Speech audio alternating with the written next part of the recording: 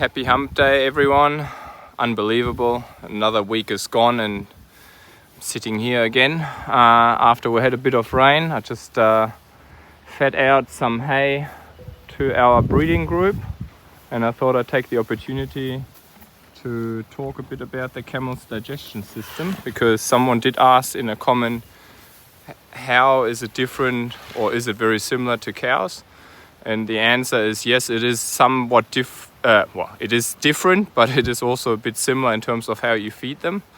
So if you look at a cow, the typical digestion system is that of what we call a ruminant. So a cow has 4 stomach compartments: the ruminant, reticulum, omasum and abomasum, where the food is digested.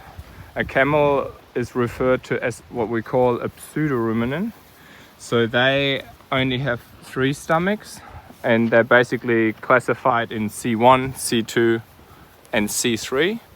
And so what happens in the C1 is very similar to what happens in a cow in a rumen, which is the initial, it's by far, first of all, the biggest compartment. And that's where all the initial breakdown of the cellulose happens. Because if you, while they're eating here, can I have a look? All right, I'll show you. So if you look at this, I mean, hay, it's cellulose, so it's tough fibers. I have to apologize, the wind, I still don't have a proper microphone. I'm just sitting down here a bit out of the wind. Hopefully you can hear me all right. I'm going to change that in the future, but so yeah, just bear with me. So the fibers, they're basically chewed up and made really small for that initial C1 stomach. And in that C1 stomach, there is a lot of microbes and bacteria and fungi that will help to break down the actual cellulose. So because they sort of live in a symbiosis with those microbes, they chew it, and then the microbes actually break down the cellulose and help to release all the sugars and electrolytes that they need for their energy to be taken up. And you would have seen, similar to a cow, camels are also regurgitating, which means essentially they're bringing up what they've already eaten from that C1 or rumen-like compartment and chew it up again to further mechanically break down the cellulose and fibers, and then they're swallowed again. So they increase the surface area technically for the microbes to break it down even further. So that's called regurgitation.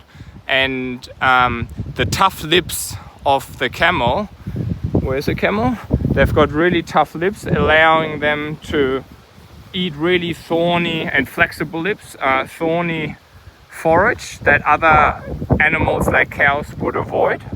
The retention time of the food in the stomach of a camel is much longer than in a cow. So that allows for a better breakdown, plus the pH. So the pH level of the stomach is also more alkaline than a cow. So that also enables the microbes to live better and do their job better. And then they have like glandular cells hanging into the C1 stomach and also into the C2 stomach. And that is quite different to ruminants, because that enables them to take up electrolytes, recycle a lot, and water. So they basically evolved, obviously, in desert environments, and they're extremely adapted to take up all the moisture, or as much moisture as possible, to not waste it. Is technically, if you look at the poo of cow, really floppy, and camels is that little dry balls. There you go. That's really technically they're trying to conserve and preserve all the water inside. And that's happening through these glandular sacs that are hanging on the inside of the C1 and C2 compartment. So, all right, so now in the C2 compartments, they're already starting to take up the minerals. But then the last C3 compartment is actually the one that is almost a bit similar to our stomach. So the last 20% of that longer elongated sac, if you like,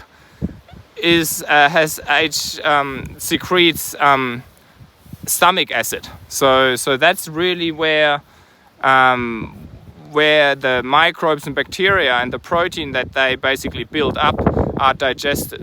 So and it has a lot of cells that can then, you know, take up nutrients and put them straight into the bloodstream in that last final compartment. So the whole system, as I said, is really designed for the camel to break down harsh fibers that they couldn't otherwise eat. So they live, as I said earlier, in a bit of a symbiosis with their microbes and fungal organisms to help them break it down. And in the end, they sort of live off what they are producing and digest them in that final compartment. So yeah, it's similar to cows, but as I said, much more efficient, and they are hence much better adapted. So you can keep more camels per hectare of land area than cows. So in times of climate change, you really have to say they are the animal that is, the champion.